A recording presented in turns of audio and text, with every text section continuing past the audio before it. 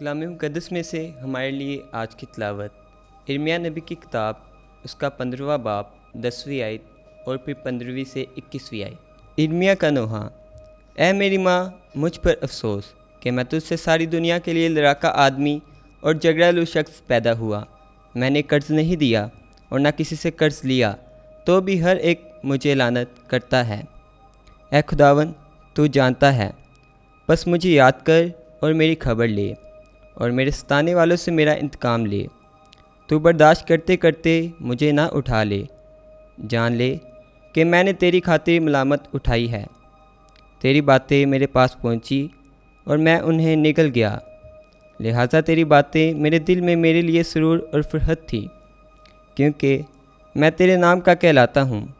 ऐ खुदावन लश्करों के खुदा, मैं खेल करने वाले ज़रीफ़ों की मजलिस में ना बैठा और ना मैं खुशी से उछला, बल्कि तेरे हाथ के सबब से मैं अलग बैठा रहा, क्योंकि तूने मुझे गज़ब से भर दिया।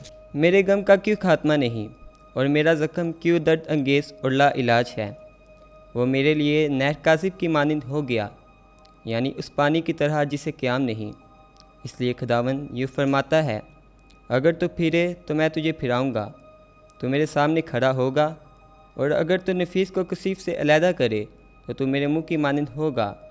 बस वो तेरी तरफ फिरेंगे और तू उनकी तरफ ना फिरेगा। और मैं तुझे इस उम्मत के मुकाबिल पीतल की मजबूत दीवार बनाऊँगा, और वह तुझसे लड़ेंगे पर तुझ पर गालिब ना आएंगे, क्योंकि तुझे बचाने और तुझे छुड़ाने को मैं तेरे साथ हूँ। यूँ खुदावन का फरमान है, बस मैं शरीरों के हाथ से तुझे छुड़ाऊँगा और ताकतवरों के पंजों से तुझे रिहाई दूँगा।